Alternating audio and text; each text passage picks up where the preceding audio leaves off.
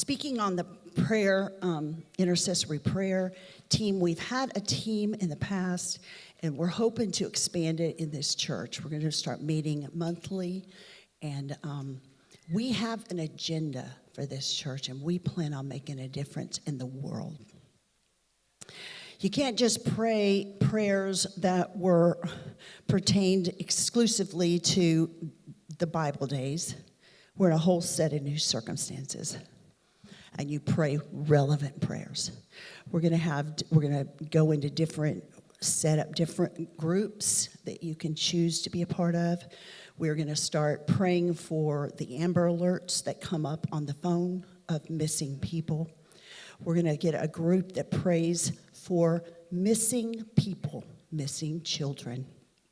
We're going to go into the prophetic, praying that God gives us a word about where these children are being held. We're praying for trafficked people. We're praying for people that are locked up underground, hidden in rooms inside their houses that are being tortured and destroyed. Their lives are being destroyed. We're going to start exclusively hitting some of these targeted areas that we are determined to make a difference in this world. You know, it's not good enough just to come to church. I hope if you've been a member of this church for 2 weeks, you have already hooked yourself up to some ministry in this church, because it's not really yours until you work it. That's when you know it's yours. When you say, please let me greet people at the front door, because I remember how afraid I was when I walked in for the first time. And I want to make sure that people feel welcomed and happy when they walk in this door. Maybe you say, I remember when my kids were little, I could barely hear a sentence of a word. I want to help in the nursery, because I want to be a blessing to someone that otherwise wouldn't be able to listen to one word of the message, but who desperately needs it. I want to be a part of the prayer team. I want to be a part of the Take It Outside crew that goes out and witnesses to people on the streets. It's essential for you to be a part of the kingdom. You have to join efforts. Now, maybe you're not planning to start a home Bible study in your own home, but you can hook on to some of these efforts that make a huge difference in this church, and you need to be dependent on, because God's watching. He's watching. If you just want to sleep that extra 30 minutes, He's watching. He knows. You'll be standing next to people, we all will in heaven, that had a lot more on their backs and did a lot more with the little that they had. And that's where the judgment's coming, at the white throne judgment, when He says, you say, but Lord, that was my only day to sleep in.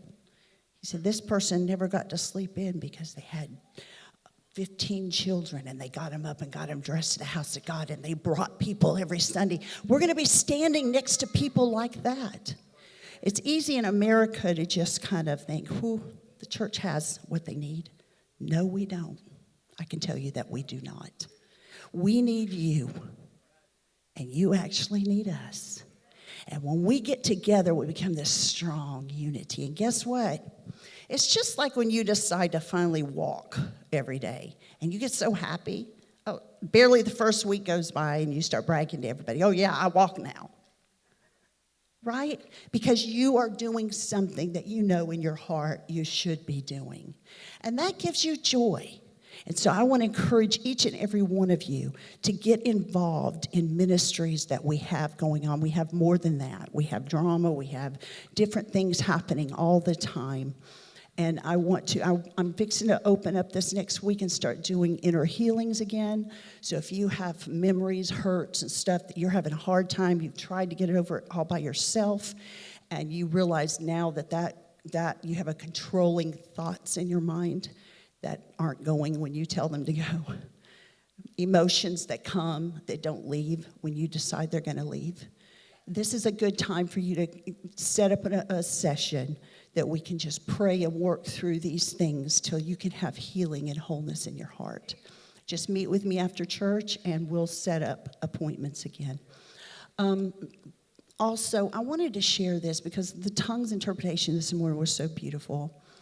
At our last Iron Sharpens Iron meeting, we heard a testimony, and I just felt led to bring this to you, of a young man who is a missionary over in Mexico, and he constantly is going out every day to preach. And he felt that the Lord was wanting more of him, so he prayed.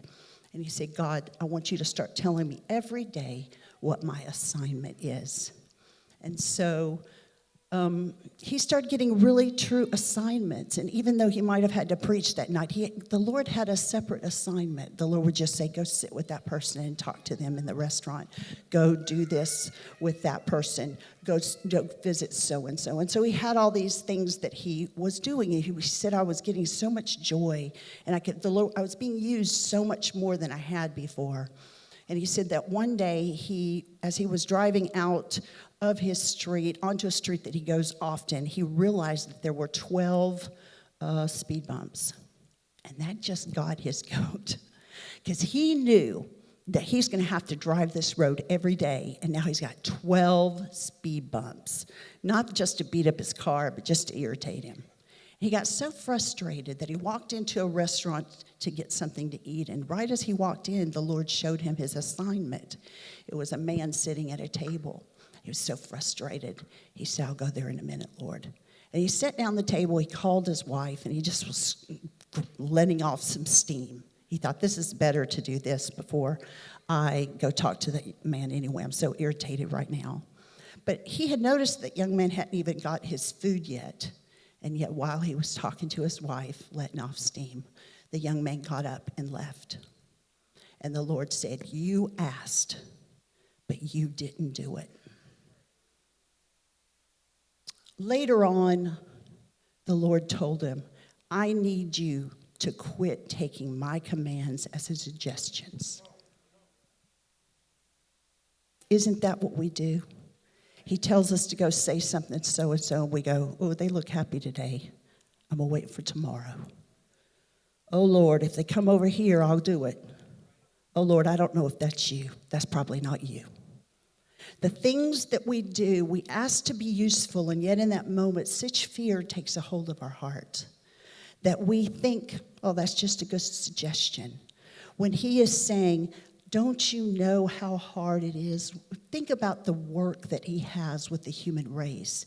Just trying to get us to get out and go to church, or trying to get us to get out and go witness to somebody. How much work does he have on that for you? He has a job on his hands, doesn't he? We're not that easy to move.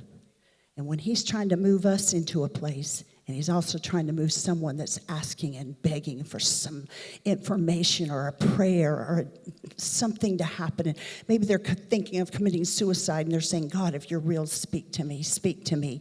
And we're just sitting there going, I don't know if it's you, the Lord. Lord, I don't know if that's you. I can't tell. I don't want to speak wrongly.